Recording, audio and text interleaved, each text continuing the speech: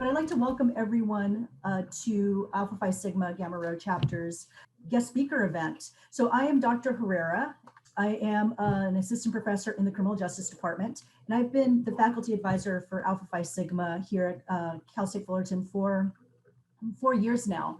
For those of you that don't know who APS is, we are a Criminal Justice Honor Society, and we do quite a bit of service along with academic excellence and leadership as part of our pillars of Alpha Phi Sigma. And what we like doing every year is not only community service activities, and this year specifically, we've been focusing a lot on children of incarcerated parents and foster youth. I am a developmental psychologist by training, and the classes I teach really focus on the potential of intervention and the potential for change, especially in the criminal justice field. We often focus on punishment without really focusing on intervening in the lives of individuals and providing opportunities to change when people make mistakes. And again, as we'll hear today, some mistakes are extremely tragic, but that doesn't destine someone or doom someone to not have the potential to make amends and to do something better.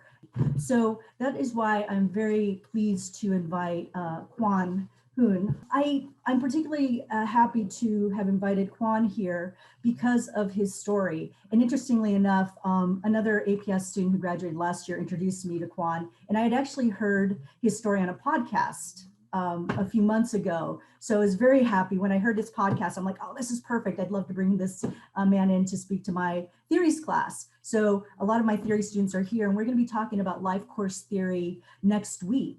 And we've just finished discussing a theory that basically claims that if you don't develop self-control in childhood, you will never develop it. And that's problematic when we presume that people do not have the potential to change. And which is why I really appreciate life course theory, because it offers that turning point perspective that there's different things that happen in our lives that can really change both positively and negatively, and that change always has that potential throughout the life course. So let me read a little bit about Quan's bio, and then I will hand it over. And the way that this is going to run is that I'll have Quan talk about his story at the beginning, and then I have some structured questions, and then I'm going to open it up for questions from students. Quan Huynh has been described as a mighty warrior, a magician, and a mountain of goodness. He is the best-selling author of Sparrow and the Razor Wire, Finding Freedom Within While Serving a Life Sentence. His book was written for men that are doing long or life-term sentences, and in it, he shares how he found freedom years before he was even paroled. He works with Senior Post-Release Program Manager for Defy Ventures, a nonprofit helping those with a criminal past transform their lives through the journey of entrepreneurship. After spending 22 years in and out of correctional institutions, Quan was paroled from a life sentence in 2015 and created his first company 6 months later. The following year, he received the Peace Fellowship Award for his work with Alternatives to Violence Project. Quan has been featured in Entrepreneur, PBS NewsHour, and numerous other publications and podcasts. So I'm very pleased to introduce Quan. Thank you, Doctor. Hi, everybody.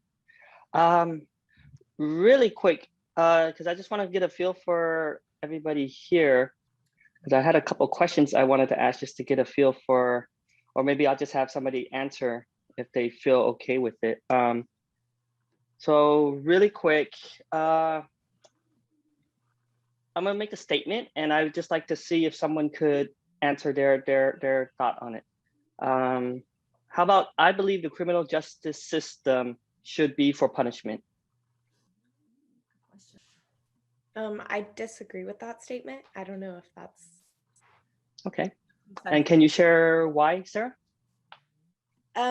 Because I think that we've seen that punishment doesn't necessarily change anything.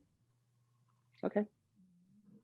How about, I believe the criminal justice system should be for rehabilitation. If you agree or disagree, and then why?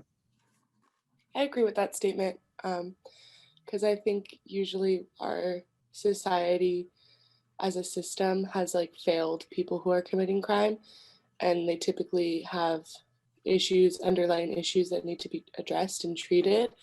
And when we like throw people away, or if we put people in prison and ignore them and we don't give them the adequate treatment that they need, then we're not like actually solving the root problem of crime. Okay. How about this next question? I believe in second chances for everyone released from prison, no matter the crime. Can somebody say if they agree or disagree with it and why? I would agree because I feel like everyone makes a mistake in their lives. So if people aren't given the second chance, then it's kind of like a waste like of their life. Cool, thank you. And then, so I have a question for you all here. Where were you in 2008? I think I'd like to hear from a few people. Where were you in 2008? I was a sophomore in high school. Okay. That's all I remember. I think I was in 3rd grade. Yeah, I was in Okay. elementary school. I think I was in 3rd grade as well. Anybody else? I was also in elementary school. Okay. See, now y'all making me feel really old here.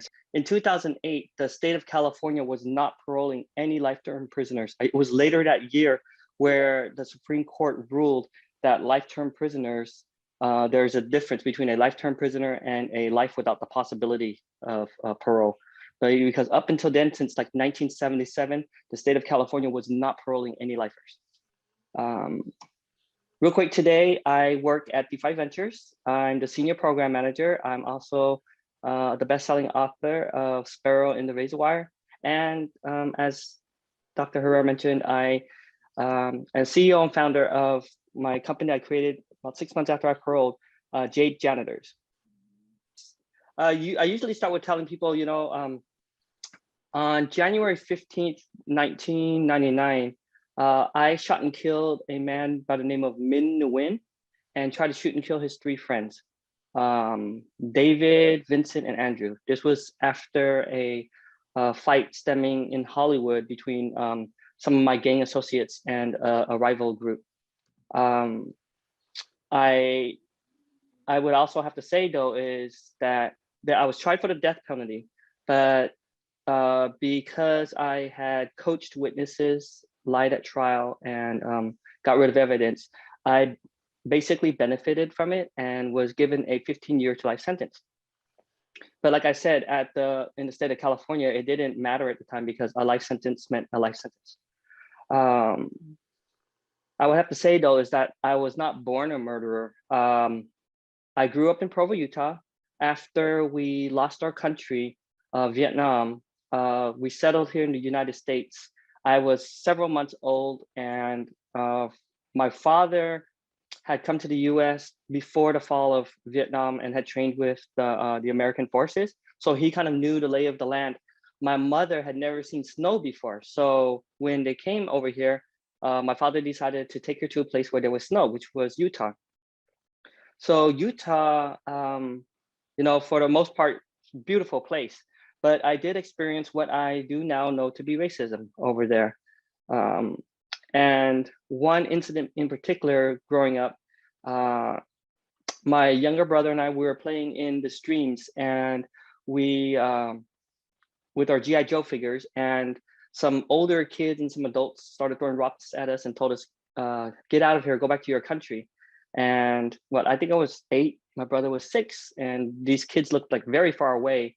They were on the other side of the fence. So we said, come and make us. And these kids jumped the fence, chased us down with adults cheering.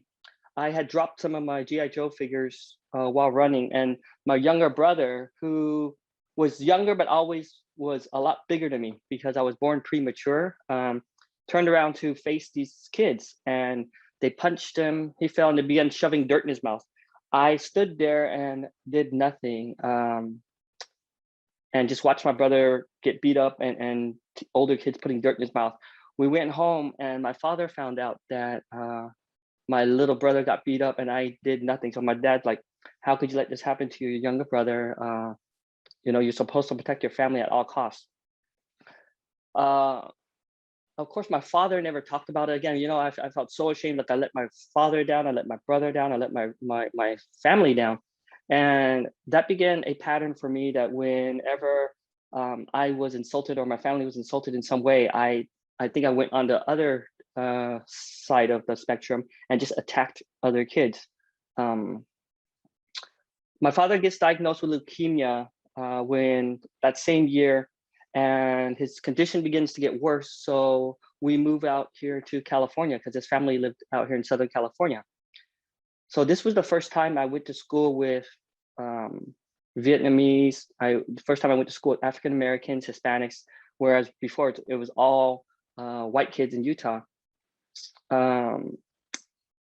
But yet I still didn't feel like I fit in. I remember some of the older kids, some of the kids that year when I first came out here asked me, like, you know, what, how old I was and what is my Vietnamese age? And I never heard anything like that. And like what that was some of the kids, I guess they had come over, they accused me of being whitewashed. They accused me of just not, because I couldn't speak Vietnamese well. And so what I found out is these kids, a lot of the kids, when they were coming over, some of the parents would falsify their ages. Let's say the kid is 13 or 14, but the parents would say the kid is like 10 or 11 so that they could go back to school and excel. But then this made these kids more physically mature, emotionally mature. And there was that part where I just didn't feel like I fit in with them because these kids were bigger and they teased me. My father's condition began to get worse with leukemia, and from there, our family was Roman Catholic, and the doctors kept saying that he's going to pass away, he's going to die. Of course, I think we were all in denial around it. And that year, we were coming up on our first communion, which in the church we believed like that's the first time I'll get to eat the bread and I get to make a special prayer. And my plan, and I'm sure my brothers and sisters plan, all in our heads was, we're just gonna pray for our dad to survive. The day of our first communion also fell on Mother's Day that year. This is like 1988 or something. And my father, I woke up to get changed, to go use the restroom, and my younger sister said, Dad died last night. So for me in my head, and now talking to my brother and sister about it, we just felt like God killed our father because we were, undeserving in some way. We were bad kids. My father passed away. My mom had to get full-time work, and it was just me and my brother. Basically, from there, we were just running on the streets. My first arrest came at the age of 17. And from there, it began this long cycle of going in and out of prison, or first juvenile hall, then the California Youth Authority. And then ultimately in 1999 is when I committed murder and went up with the life sentence. So I'm ashamed to say the first 10, 12 years of my prison sentence, I did not have any sense of remorse. It was justified in my head, like, okay, it was my life or theirs. I'm a gang member, this is what happens. And there was no sense of personal responsibility. Several things happened around 2010 though, that made me start to look at things differently. One was I got this letter from my younger brother, and he had sent in a picture of my little niece, and she looked like the spitting image of him as a little child. And it just took me back, like, what happened to my life? How did I end up this way? And how am I sitting here in prison and I'm just gonna die in here? My grandfather passes away that same year, and that reminded me once again of my father, because it was my father's father that was my grandpa. And I started thinking like all these questions, like, how did my life end up like this? One thing that did give me escape all those years is that I'm a bookworm. I love reading books. And I have this tendency to go down these rabbit trails of, let's say I'm reading a book about something, I get fascinated with that topic, I'll flip to the back, look at the acknowledgements, see what authors influenced this author, and I'll read that book, and I just go down different rabbit trails. So that year, during that time, I somehow was reading quite a bit of books on entrepreneurship and business and personal development, and somehow going down these rabbit trails, I end up on books of the saints. particularly saints, stories about saints that had failed in some way or another, but yet they began to leave amazing legacies. And that's what started to inspire me. And it was one day on the prison yard, early in the morning, I was standing at the fence, and I just asked myself, like, why do I have to view prison as punishment? Why can't this just be a place where I could remake myself, even if I'm supposed to die in here? And I realized I could. And just that small, subtle shift in my thinking, it made all the difference in the world. I remember the sun was coming up over those hills, and I could feel the warmth from it. In the little blades of grass, I could see the individual drops of dew. And up above me in the razor wire, I heard a sparrow chirping. And I tell everyone, he'd probably been chirping my whole prison term and never once heard it. But that day I heard it, and from that day, prison did not feel like this cold, harsh, ugly place. It began to be a place where I felt I could connect with other human beings. Many of these men much further along in their journey, and some perhaps not even awakened yet. But that sparked for me this desire to look at prison differently. And I began to read books on people that faced incarceration, and began to read books on mindfulness and being present. That same year, I checked in to see a therapist, which in prison is looked down upon, because you have to, in prison, we have to be tough. But I checked into it with a therapist, and that's the first time I began to speak about my father and his death and how it affected me. So I would have to say, like, 25 years after his death is when I just began to touch on grieving him properly. And of course, being the bookworm, I get fascinated with the whole process of grief and loss. Elizabeth Kubler-Ross's theories and victims awareness and like restorative justice. And so I put together this syllabus because I realized men around me were also suffering in some way through grief and loss, whether it's losing their wives over the years, children that have grown up and are no longer in touch with them. Like seemingly innocuous things like getting transferred from one prison to another, but they have to leave their friends behind that they've had friendships that's all they knew for the last 5, 10, 15 years, and being uprooted and getting sent to a new prison, and they lost those friendships. And so I just saw this need for men to process their grief and loss. I submitted a syllabus to the prison psychologist. He loved it, and we created the prison's first ever grief and loss group. So I got to see firsthand right away when we did our first group, and the amount of men that signed up for it, but then the sharing and the healing that I got to see. And I saw for once in my life, you know what, I think I can make a difference in people's lives. And I felt like I had meaning and purpose for once. Unfortunately, the psychologist transferred, and we could not continue the grief and loss group, but it gave me this new thirst for creating other groups and how can I make an impact. And that's when I got involved with creating a whole bunch of groups on the yards to really basically bring joy and happiness and healing and contentment for the men on the yard. Then it was about 5 years after that journey began is when I went into the parole board, and I owned up to everything. Said that I did do the shooting, which that was the first time on the record that they knew. Yet at the end of that hearing, they told me that they felt I was no longer a threat to society, and they paroled me. That was November of 2015. So 6 months after that is when I created my first company through Defy Ventures. I was involved with them in prison, continued with them out here. And then when they expanded out to Southern California, that's when I jumped on board as a program manager. And that was what, 3.5 years ago. So today I run the entrepreneurship programs for them for the whole West Coast. And I published my book September of last year. On launch week, I matched every book that was purchased to donate to someone that's incarcerated. My book's written for men that are doing long or life-term sentences, and I share with them in it how did I come to my own sense of freedom years before I paroled? Because inside, when this light first came on for me, it felt like I have this amazing secret that I'm trying to share with everybody around me, and nobody wanted to listen. They thought I was crazy. And I like, man, this is not punishment. This is a place we could remake ourselves here.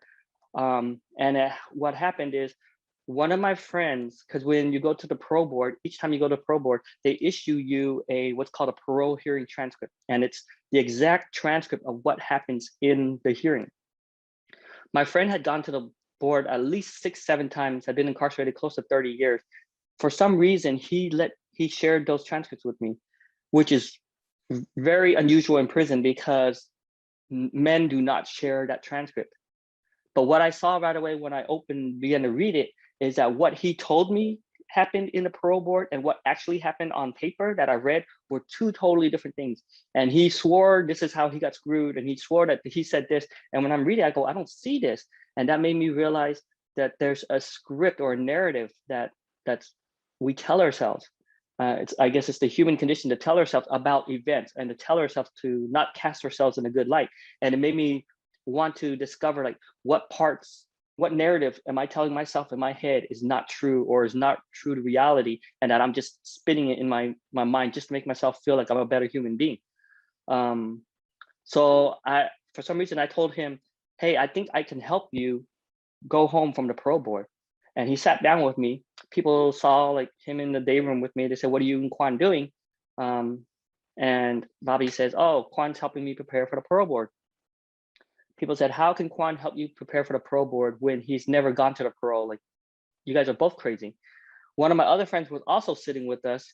He goes to the parole board and is found suitable. And suddenly that's when the floodgates open and men wanted to sit down with me because they knew like, how did Quan do this?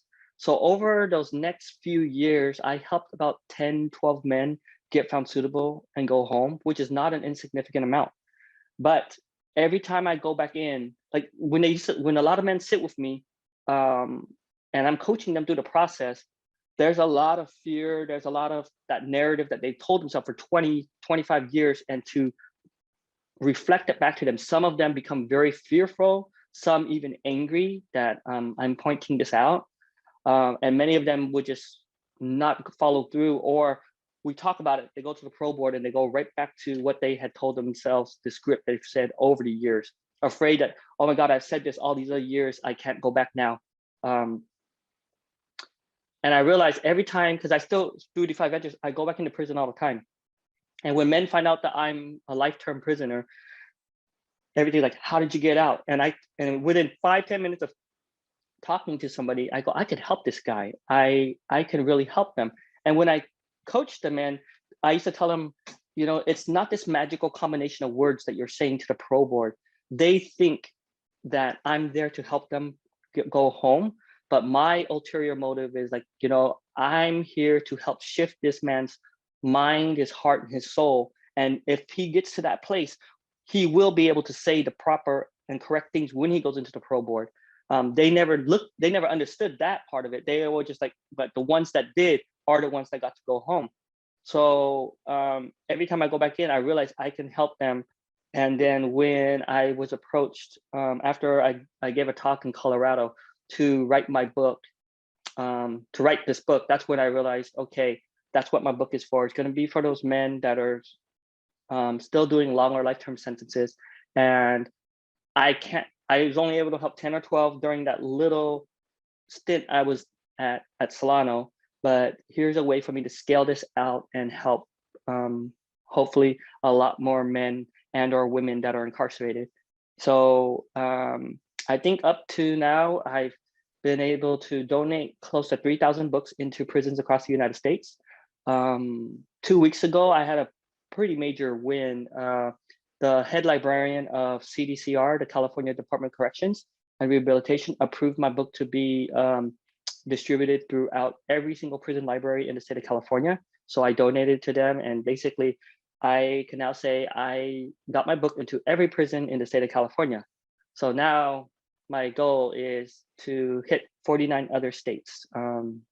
And that's my personal mission, is to get my book into every prison in the United States, and hopefully in it, these men or women that are incarcerated can find some type of freedom in their lives.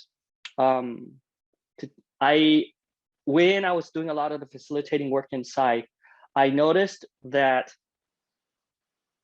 the men were most impacted by me when I shared of my own vulnerabilities and my own failures. Not like as a facilitator, I was up there saying, you need to do this, you need to change this, but it's more, I remember when I used to think this way, this is where I was wrong, these are the mistakes I made, and men would always come up after like, man, you helped me come to terms of so many things in my own life. So that's the way I wrote my book. It's not from a place of teaching, it's more from a place of sharing of my own challenges. And I'm hoping and I'm thinking and I'm confident that it helps. I mean, I've had quite a bit of feedback from men that are formerly incarcerated that came home, that contacted us, said this book opened my eyes to so much.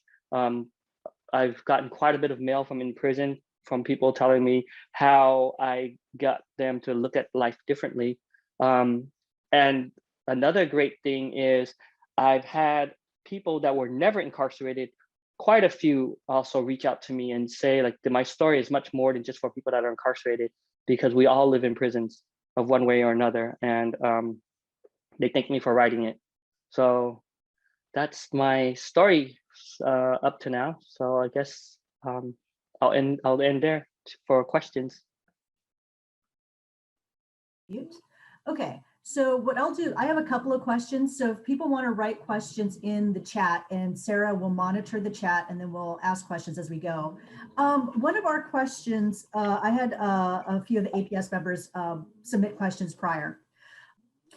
Something that we talk a lot about, especially when we think about life course theory, is these turning points and changes. And you've identified very clear ones: your father's death, the early racism, really key points in your life that have shifted.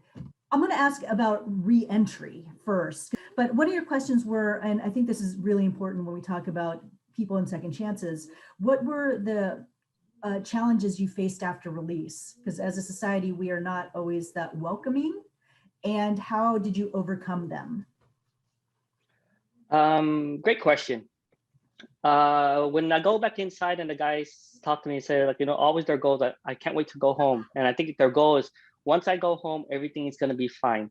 And unfortunately, I have to tell them it's not always going to be fine. I had challenges. Let me see. When I came home, that was the first time I ever seen those self-checkout places at the grocery store. Yeah. And I didn't know what to do, and I didn't know what to ask. Like, I felt stupid. I remember the first night I came home, I think I barely slept like 20 hours that whole week.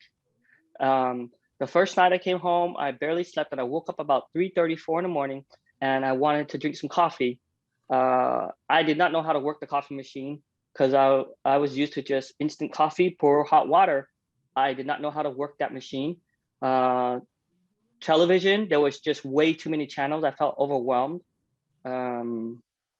Personal relationships with family, that's probably the toughest one. My family saw me as one way when I came in. And over the years, I had been able to do quite a bit of personal work on myself. And unfortunately, some of them never had to, because they were out here and they were, some of them, very successful in business and are doing their careers.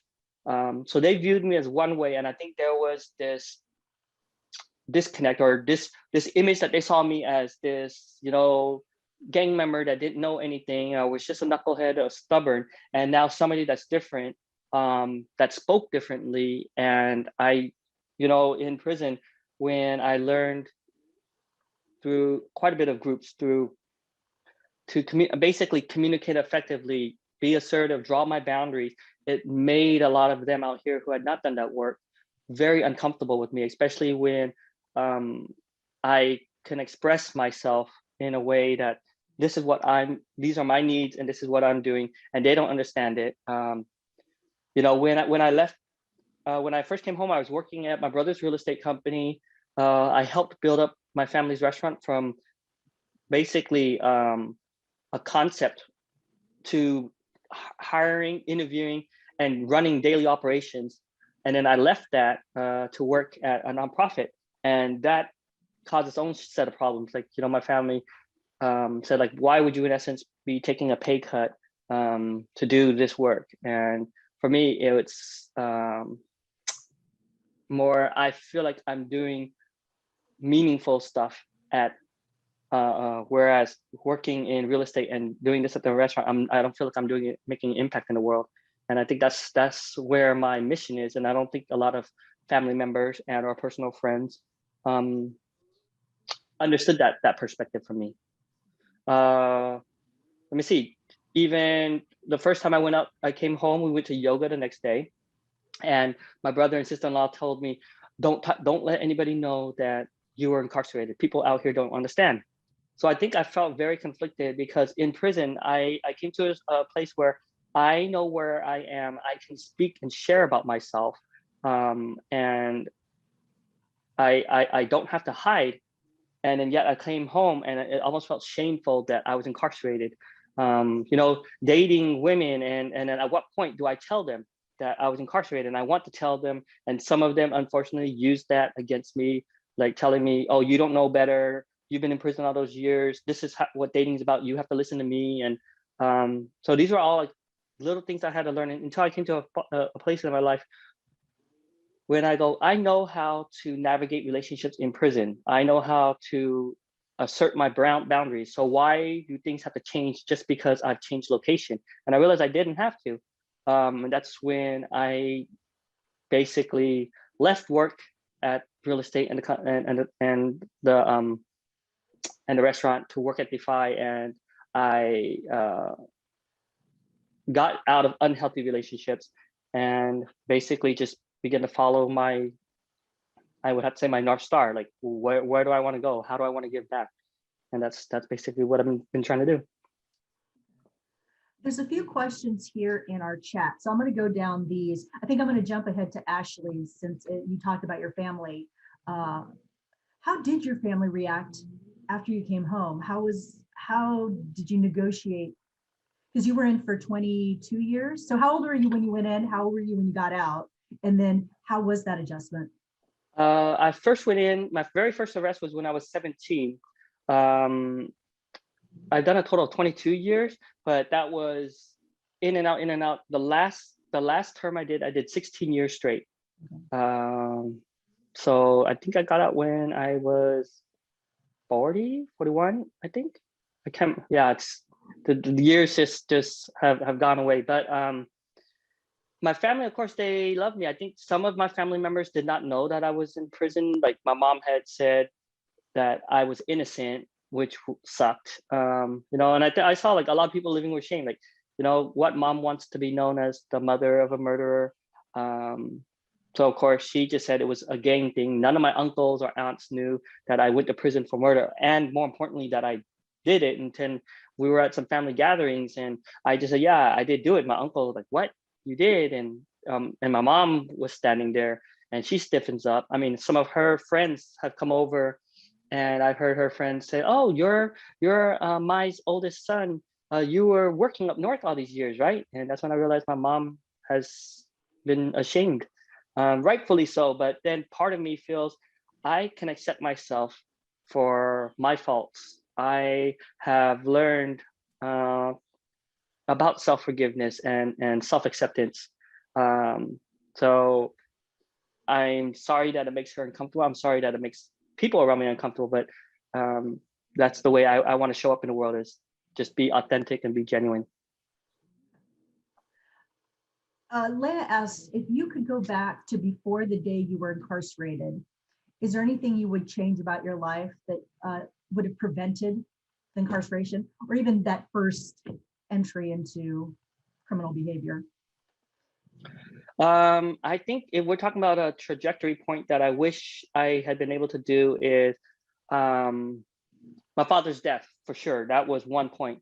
I mean, just to tell you how bizarre it was that day, when my sister tells me that my father was dead, it was weird because we went to church, all of us dressed up, and it wasn't until I was writing out my book, and it was like a lot of these emotions and facts of that day were kind of just shoved into a corner. And I remembered wait, we didn't talk about this. My mom did not say my dad was dead. My grandma was there. We went into church. Everybody is smiling. And the priest is up there celebrating. And we're sitting there. Me, my brother and sister know my dad is dead. And we have to put on a face like everything is fine. And I think just how we processed it after. We never once talked about it again. My mom never asked, how are you doing? Never checked us into for therapy. I see to this day, my brother still has not totally processed it. My mother hasn't. My sister's done a little bit of work, but the rest, like my mom and my brother, have not. And like if my mom just barely starts talking, her eyes tear up and she'll just shut it down and go away. So I think what I would have liked back then was just been able to process this. And perhaps I may not have been angry. Like there's many points along my life that I could have changed this trajectory, but I didn't. I continued to choose to go down a darker and darker and darker path.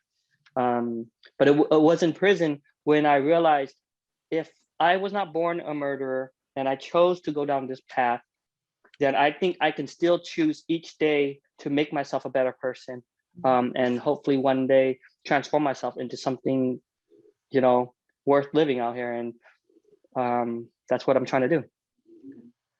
I think this next question, I'm going to skip to Stacey and get back to Maribel's question in a bit. And I think you've answered this, but I think it's an important aspect because I think what ends up, she wants to know about forgiveness in terms of forgiving yourself and still feeling ashamed about these decisions that you've made over your life, and how does one, I think that's what traps a lot of people when they do re-enter, is that sense of guilt or not being able to forgive, or just the stigma of it. How do you deal with that? And how do you help people deal with that? Because the crime you committed was a serious one. So that was Stacey's question. That's Stacey Randall's. I love that question. Okay, so even after I started to do work, and even after I started to own and accept what I had done, there was this exercise we were doing at a workshop, and it's called Who Am I? This is probably about 3 years after my sparrow in the razor wire moment. And we were supposed to write on 10 slips of paper. It just says, who am I? And you're writing down like, who are you as a person? And on one of those slips of paper, I wrote down murderer. So during the exercise, they asked us like, okay, look at this paper. What does this embody about you? Throw this away and imagine you not being labeled by that.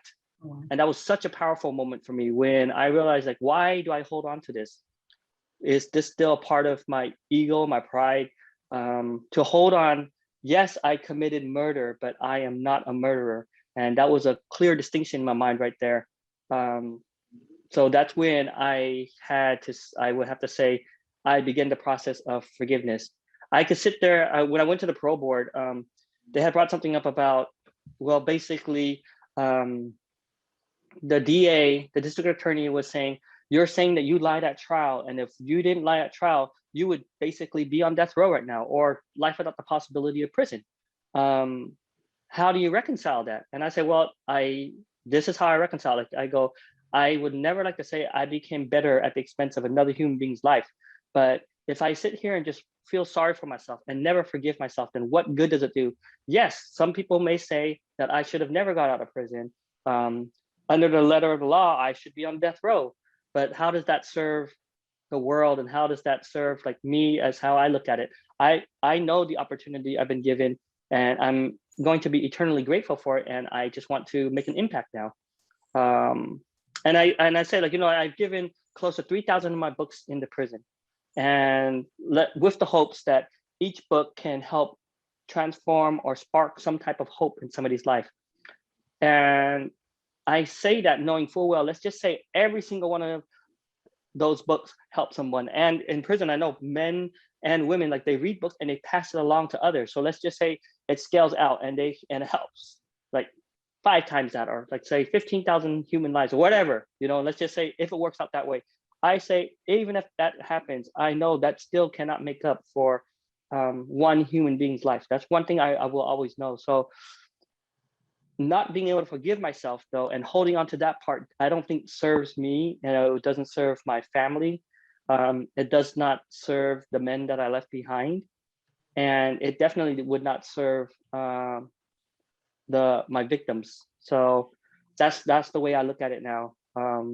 Yes, I have made my mistakes, like numerous millions of mistakes, but this is the context that I still choose now to try to make correct choices each day. This is a question for me, because I actually do work with victims of crime, and actually I work with parents of murdered children. And I'm always in a very interesting position because I do work with victims, but I also believe offenders deserve a second chance, even the ones that have committed homicide. Did the victim's family go to your parole hearings and oppose it? How do you reconcile that? I know that there's a lot of discussion of restorative justice. It's not for everyone, but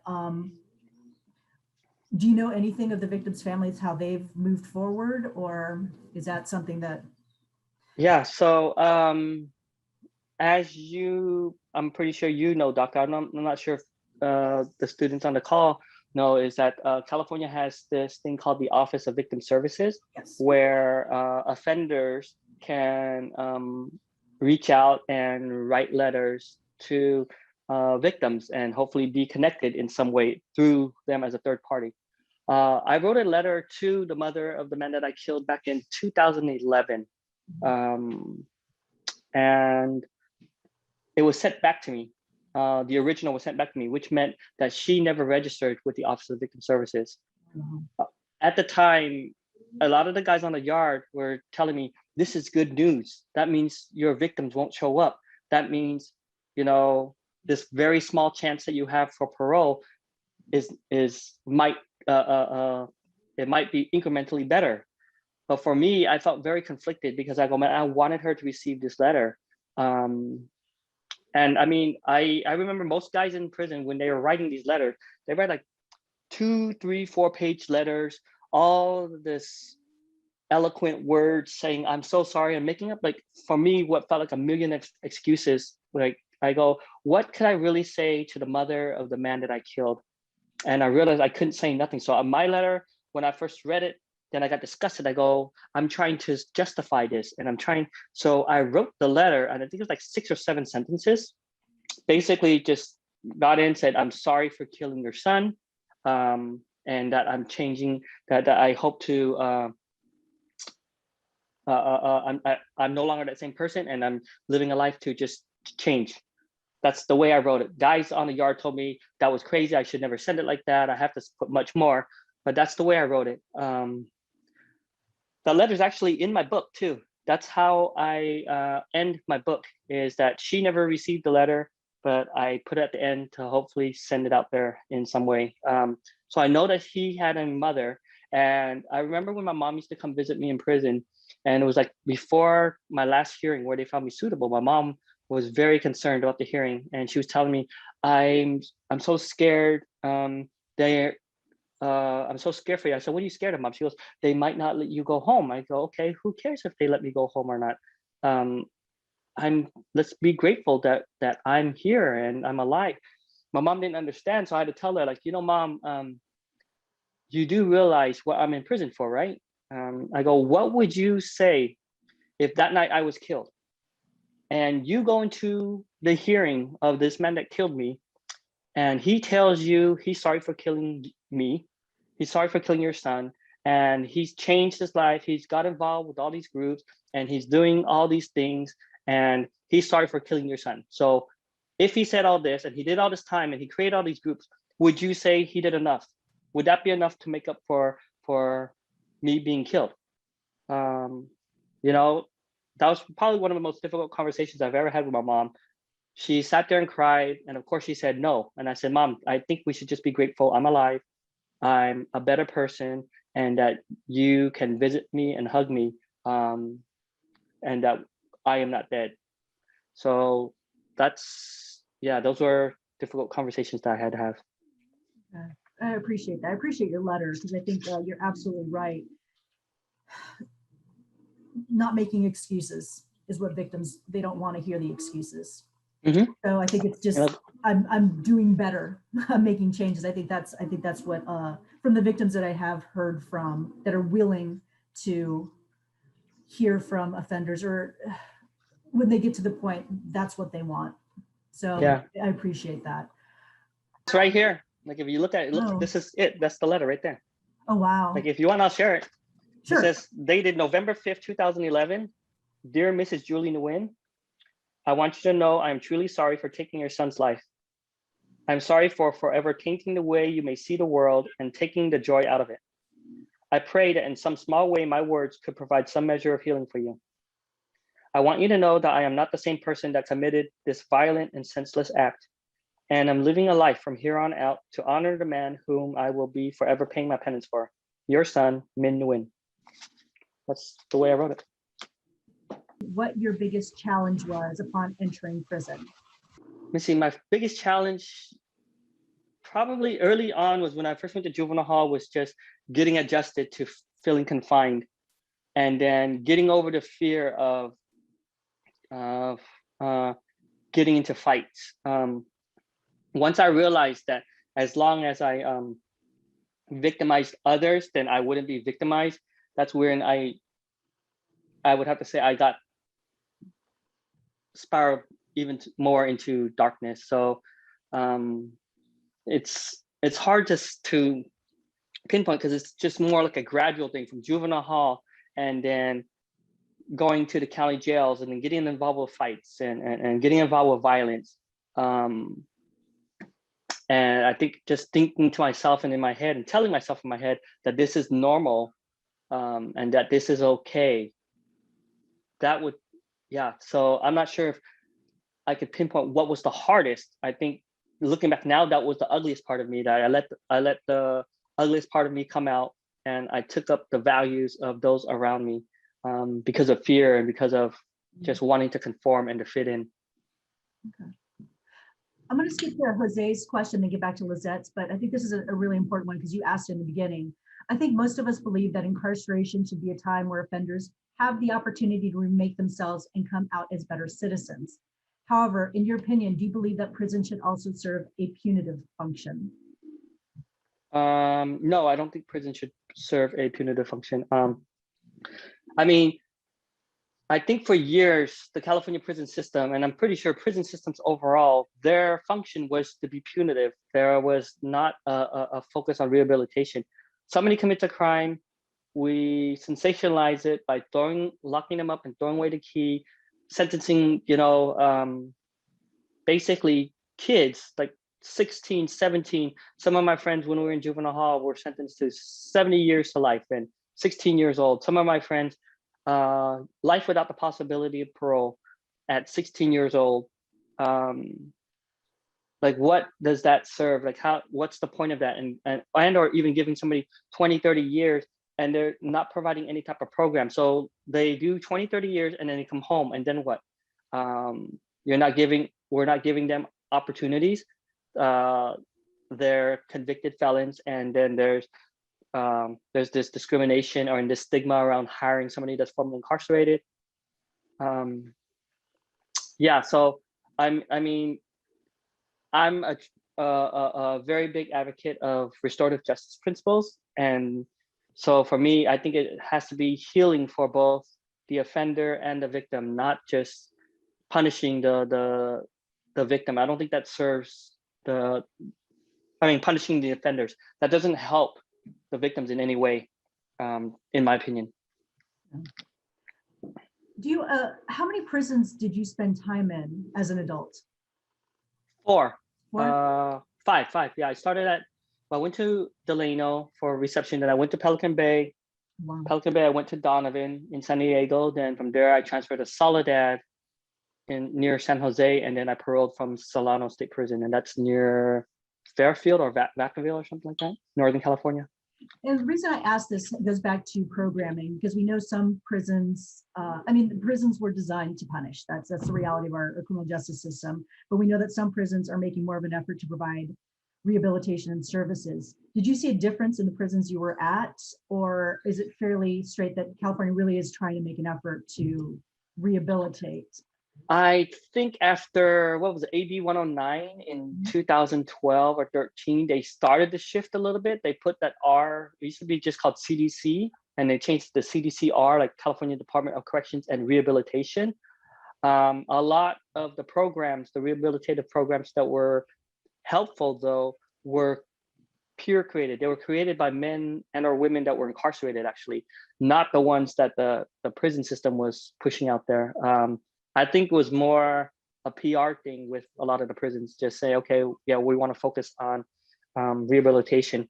Not to say like there were a lot of officers on the yard that were very supportive of our efforts to do programming. But then, of course, there were also a lot of officers that were not and just looked at us as, no, these are animals, they'll never change. We shouldn't give their term inmates anything, and they should just be locked away in the cell or thrown on the yard. Just trust me, give them a chance and they'll just stab each other or kill each other and things like that. So. That's good. It's always interesting to hear because we hear certain things from the state and the people working, and then we hear from the people that are actually experiencing it. Very different stories that we're getting. And I think what I appreciate is the idea that for those of us that do research and work with and study people, we make these presumptions without actually asking the people we study, what is it that you need? And I think that's the most important part of it. We think we know what you need, but actually by actually talking to you, and as you're saying, the inmates creating their own programs, and that seems to be the most effective. Well, I think we need to rethink what we're doing in the prison system and provide services and support for that. But Lizette asks, do you remember anything significant that really helped you acclimate to society as you re-entered?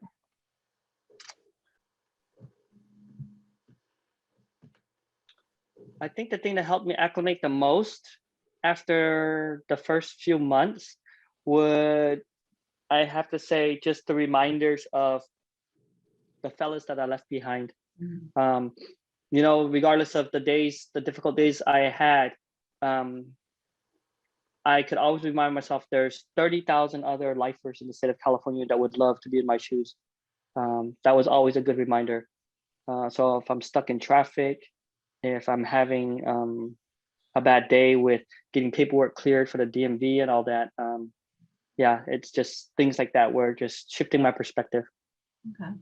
Along with that, I had another kind of part of that question. Did you feel supported by, let's say, your parole office or any other factors in reentry? Did you feel like there was any specific organization that was very helpful in that sense, or did you feel like you had to do it on your own?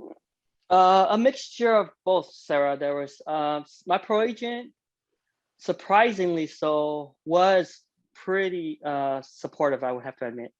And I think pro office overall were supportive of lifers that were coming home, because I think once they realized the internal work that most lifers have gone through to be able to get found suitable, they looked at us as this is the best type of parolee to have, because it's somebody that is not going to be doing drugs, running game around them.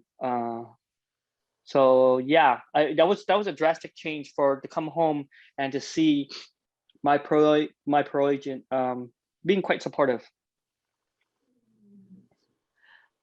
Kevin asked, as you said, you were a Catholic. Did you ever maintain your faith when you were incarcerated, or did you lose your faith along the way? I would have to say I lost my faith after my father died. And I did not reaffirm. I mean, of course, there were some days I go through the motions, like on Christmas Eve or Easter, and I just show up, but it always felt hollow. Not until my sparrow in the razor wire moment and going to the therapist, things like that, is when and then, you know, being the bookworm, I got fascinated with the teachings of the church and went down these rabbit trails, understanding faith and spirituality, and then just realizing, like, for myself, I felt that all spirituality, religion, like, it we're basically talking about treating each other correctly and treating each other right. So for me, it just became, this is my belief, and I choose to practice this belief in the Catholic Church. So that's when I reaffirmed my faith. But it was always a little bit I would have to say concerning to me when there were other faiths that would try to basically convert me or convert other people on the yard. And I go, wait, if we believe that there's only one God, then whether you practice it this way or I practice it that way, there shouldn't be this argument. But men got in that argument quite often. I knew to stay away from it. I was like, this is what I choose to practice my faith. That answers Rachel's question. She's asking about your what role faith played in your journey through the criminal justice system. Daniel asked, at the time of this turning point that you had in prison where you realized you can better yourself, what was the biggest motivating factor that pushed you to succeed? And did you think that you were going to get out? I guess that's my question, what we often think about. Did you do it for yourself, knowing, or was there always this thing, if I need to do this to get out, or did you really think you're going to be in for life? I think somewhere along the way, I felt, you know what, I think I might be able to get out. I'm not sure. Probably 2014, I thought, you know what, I think if I can get out. I went to my first board hearing in 2013. My aunt had wrote me a letter because they denied me 5 years.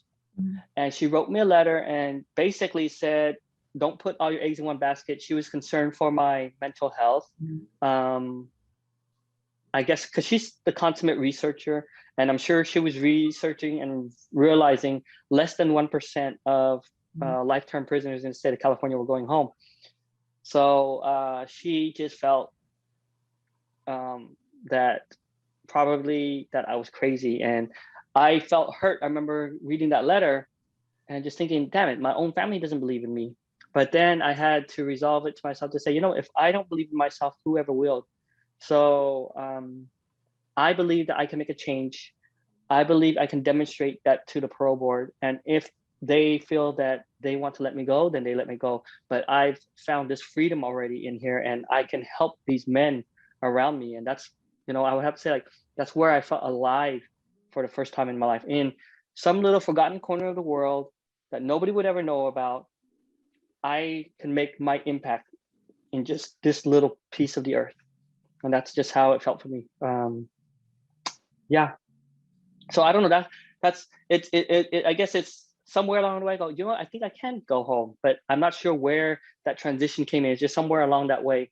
But regardless if I was going or not, I mean, my second hearing, I thought I was getting denied. My attorney thought we were like, she's like, you're getting denied today. She was really pissed because it was the commissioner was the same commissioner at my previous hearing, and that commissioner, she did not like me. So she was like being extremely like harsh and rude to me, and just cutting me off and just saying like these things, just try to get me to react. And I was just still trying to answer my questions, realizing I go, you know, everything I've learned over these past few years of communicating effectively and using I statements and taking personal responsibility, none of this is working with this woman. And I like, okay, I'm gonna get denied. So we went out to a break, and my attorney was so pissed. She's like, you know, this is not fair. You've done so much work. This woman is not giving you a fair hearing. This is what we're gonna do. I don't feel good. So I'm gonna go back in there and say, I don't feel good. They'll have to postpone this hearing. 6 months, you'll go back and see a different commissioner. And at least that way we could have a fair hearing, because this commissioner is saying stuff and setting everything up to give you a multiple year denial plan. And I knew she was right. I knew like, okay, if I do this, then, but then yeah, I felt conflicted, because I go, how does this tie in line with what I say and what I teach and what I facilitate on the yard?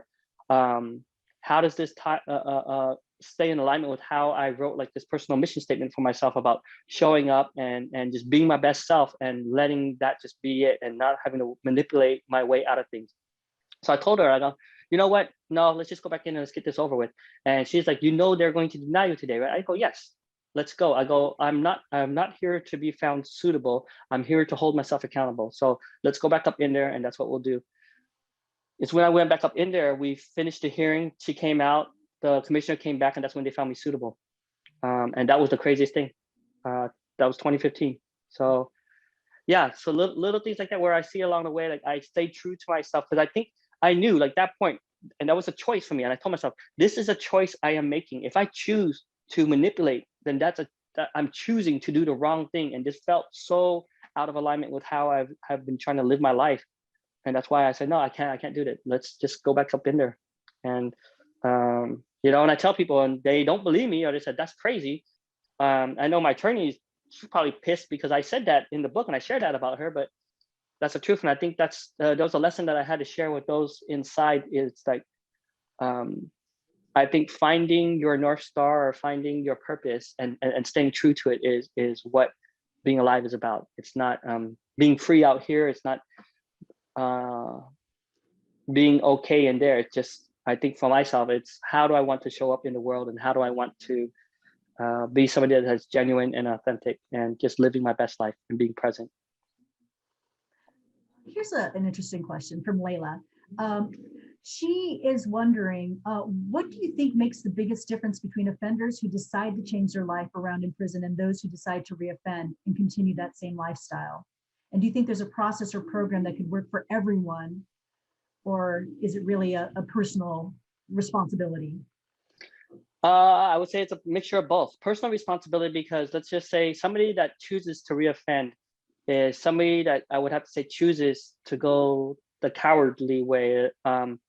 When I was coaching some of the men in there, a lot of them were very fearful when I reflected back to them. This is what you are saying, and this is not like in alignment with reality. This is not true. And I work in reentry, so I see when men come home and they reoffend, a lot of it has to do with a lot of internal work that they haven't processed through. And then this shame and stigma of being formerly incarcerated, not feeling supported, or maybe they are supported but not recognizing that they're being supported. So they go down this narrative and not being aware. There's no sense of self-awareness of this narrative that they've told themselves over years of why they went to prison. So a lot of them come with this victim mentality of, I was screwed over by the justice system. It was only, I'm only here because my mother and dad threw me in foster care. This happened to me because I was molested as a child. Yes, all these things are terrible, but I also believe, yes, you could experience the worst of the things and yet still choose to find your way out through just daily choices. Which I think if they approached it like that, it would be so much easier on themselves. But I mean, I work with one example is a man that just came home. He's already a little suspicious. In our program, we issue them a Chromebook. We issue them like a reentry kit, like has cosmetics, that has like toothbrush, toothpaste, deodorant, like things for them to get readjusted, an Amazon gift card with money for them to purchase things, Lyft credits. So we give them quite a few things. This man has always been a little suspicious, so he created multiple Amazon accounts. I'm not sure why. Then he's also challenged with technology. So when I guess he tried to upload his gift card, and then he tried to log in again, he might have messed up. And then he entered that gift card into several Amazon accounts. They flagged his account and said that he was doing suspicious activity. So when we tried to talk to Amazon, he was screaming and yelling, and he's just thinking like, this is further evidence that the world is screwing me over. And I'm trying to tell him like, that's not what happened, but he's not listening. And I go, man, I'm here to see what they're trying to say. And he's like, you don't know, you just don't understand. You don't know why they're trying to do this to me. And I think there's a part in his mind that looking for evidence, you know, confirmation bias that the world is screwing him over, and that's all he's gonna find. So unfortunately, that's a lot of men like that have come home from prison. And I think that's even if you've gone to prison or not, I think if there's not a self-awareness, and I think it's human nature to want to cast ourselves in a good light. If there's not a sense of self-awareness on personal responsibility and how you can contribute to a conflict, or a person can contribute to challenges, then there's really not a lot of room for growth. I'm going to jump in with one of my questions, but it fits in nicely with this. I study juvenile offenders. My research looks at the impact of violence on youth and trajectories to offending. So you mentioned that you had friends who had been given life prison as teenagers. And that is, to me, is extremely concerning on multiple levels. I don't think children should be tried as adults, regardless of their crime.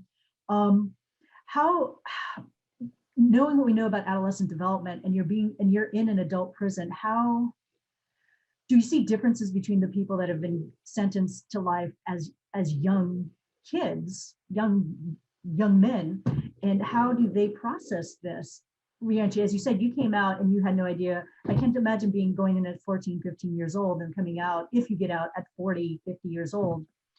You grew up in prison. How does that shape your development? And is there rehabilitation for these kids when we're setting them up almost to fail, when we're sending them to prison? How do we help them reenter? Because I think if anyone, they deserve a second chance. They were young. So I think it takes a whole systemic change, and maybe even like, I think it just goes down to like when, like my work at DeFi, I talk with employers all the time. And the basic thing is, do you believe in second chances? And if they don't, then they don't. And someone will say yes, but, or well, only if it's a nonviolent offense. So I think willingness to listen and understand another person's story. We just had a guy that just came home after 41 years in prison. I think he went in when he was 17, 41 years. Biggest smile on his face, so grateful. Still learning his technology, but just very grateful. And he's done quite a bit of work, but he was somebody that they wrote off, that they said, this guy should never go home. They had a life without possibility of parole sentence on him. But one of the Senate bills that recently went through said that somebody that goes in as I think first it was under 16, and then they upped the number to 18 and 23. So if you committed your crime before you were 23 years old, you can get resentenced under this Senate bill and have an opportunity for parole. So that did give a chance to that gentleman.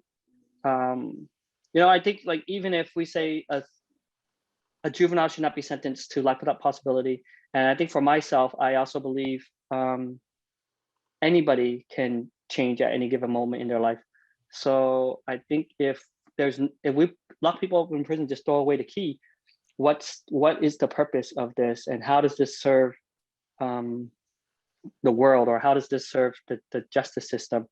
I don't think it does, even though I'm very sure there's a lot of people that would be angry with my statement like that. But I just believe, and I've seen firsthand men that have been able to change their lives regardless of their situation, regardless if they had a life without possibility of parole sentence. I've seen the worst in humans, and I've been the worst in humans, but I've also seen the best in humans. So that's just the perspective I come from. I think I'll go with Erica's question first before I get to Zoe's. How do you react to people when you tell them this story and they don't believe in second chances? So I've actually worked with people that, especially people who have had family members murdered, they're like, absolutely not. We're going to go to every parole hearing, and I never want to see these people out. And they're very active in punishment. How do you have these interactions with people that say, no, people don't deserve second chances? So I had a woman tell me that before. I think it was just in a small group thing we were talking, and it was later on she came back to me.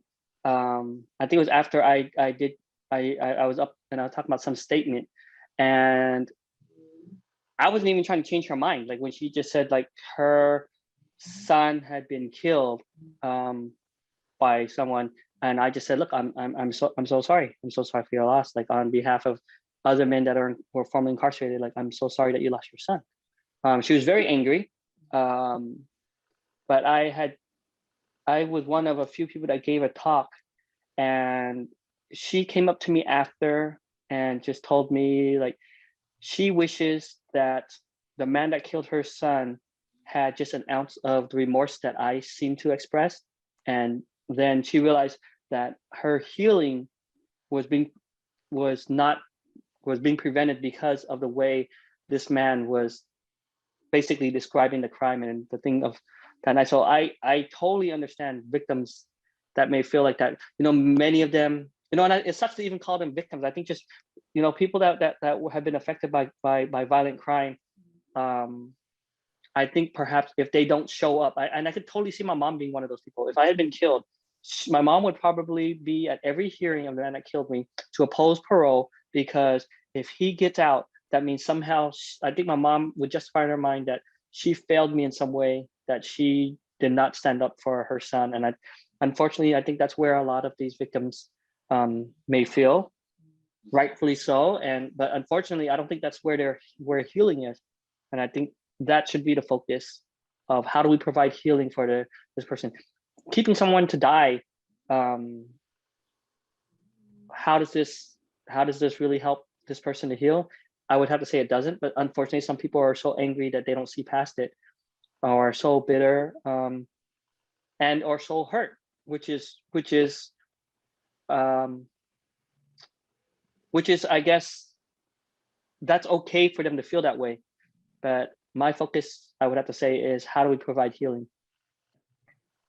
I agree. I teach a course on victims of crime, and one of the take-home messages is our system is not set up to address the needs of victims, plain and simple. Yeah. And we don't allow the healing process or even closure, because we separate the offender. The offender never has to take responsibility. We lock them up, and there's never this process. And I think that's where a lot of victims find themselves really trapped, thinking that incarceration is their only solution. So I think that's one of the issues, which kind of goes to Zoe's question. Are there any changes you would make to the criminal justice system, both before arrest, during trial, or after, or recommendations since you've experienced it firsthand? And I kind of think right now, with this big push to recall our governor, who is making a lot of changes within our criminal justice system, policy changes that will affect letting people out early, giving people second chance, not incarcerating as much. And people are very angry in California, of course, but it's going to be on the ballot. So how do you feel about these measures? So it's not just the victims of crime, but very conservative people that feel law and order is the way to go. What recommendations would you make from someone on the inside on how our system can be more effective, holding people accountable, but still more effective, that we have productive citizens if we're punishing getting out? Yeah, I would say, it would tie right into the restorative justice principles, providing healing for those who have experienced crime, finding opportunities for offenders to also heal from their crime. What good does it do to lock a man or a woman away in a cell for decades, and provide no sense of healing or understanding? I don't think it makes any type of sense. Like if the purpose of prison is to lock someone away, and what are recidivism numbers? So about 2 out of 3 will go back to prison within 3 years. If we were running a company, and if you have a failure rate that high, then that's not a company. And yet we're okay with our prison systems being like that. Yes, if someone commits a crime, yes, they should be removed from society. But that is, I think, from day one, we should look at it as, how do we help heal this person so we could welcome them back to the community? How do we get this person to understand the harm that they cause to not only victims, but their own family, and how do we get them to understand the harm that they cause to their community? I think that is the way that we should approach it. Zoe actually submitted this question. I think I'd love to end on this one. If you could give one piece of advice to students who are entering the criminal justice field, and we have people going into policing, law, corrections, and social services, that's kind of the fields we're going into, what advice would that be? What do you want these students to take away from your talk? I would say, if there's a takeaway, I would say every human being is worth salvaging. Get to understand, like when we talked earlier about creating these programs and for people, but yet not really talking to the people that it should be for. So if you're going into law enforcement, if you're going into corrections, I think just really talking or getting to know people that were incarcerated or people that have committed crimes and viewing them as human beings and viewing like how can you help make a change in the world. But I know that sounds like all grandiose and impossible, but I just look at it as I can make a change in just my immediate interactions, daily interactions with people, and I think each of us can. And I think the world would be like, or individual world would be a much better place if that's the way you approach it. I mean, it'd be easy to like, okay, label or other somebody like, okay, these criminals or these inmates or these people that commit crime. But I think that could be also draining for you if that's the way that you're looking at those that are incarcerated or those that you are trying to lock up. Exactly. We have a lot of graduating seniors. People are going to law enforcement, just keeping an open mind. I think that would help our interactions, not only with police and the lawyers doing their jobs. I mean, the system as it's currently structured isn't necessarily working. So if we want it to work, we need to rethink and reimagine what we hope with criminal justice. And I think this is the next generation that can do that. And with people like you providing resources and advice, I think that is extremely helpful because we need to have everyone's voices heard if we're going to make the change. So I really appreciate you spending the time with us. I'm going to switch this to gallery view so everyone can see. And I think that kind of winds up our time. This is perfect timing. If anyone else has any last minute questions, but other than that, we are at the conclusion of this event. And again, we really appreciate you speaking with us, Quan. I found this extremely Thank you for having me. And I will be sharing this with, not all my class can make it, if people have conflicts, but they will be watching it and we'll be writing a paper, a response to this. So I think I'd be interested to hear their thoughts on it. Yeah. Oh yeah, I'll share with their permission. I'll share, and it's going to be kind of applying theory to this, but we're moving on to conflict theories, and we do talk about restorative justice. And I think this is a really good segue into labeling theory, restorative justice, and critical race theory and conflict theory, and definitely life course. So I think we're getting to the change where we're centering the voices of those most affected by the Criminal Justice Center, rather than just theorists and researchers making all the rules and regulations. So I appreciate it. Okay. Is it okay if I put my website in the chat for them if your students want to reach out if they have any other questions? I would love to answer the questions. So I'll put my website and my email. Quan put his website in, and also it's on the flyer as well as his Instagram and all the information. So we do have that on the flyer, and I will share that if you would like the flyer again. And thank you so much, Quan, and we will definitely be in touch. Yeah, so that concludes our guest lecture, and hopefully we'll do this again next year. And always looking for people to come talk and provide us with some guidance and wisdom from different perspectives. Thank you so much, Quan. So thank you. Thank you for having me. Bye. Bye, everybody. Bye, thank you.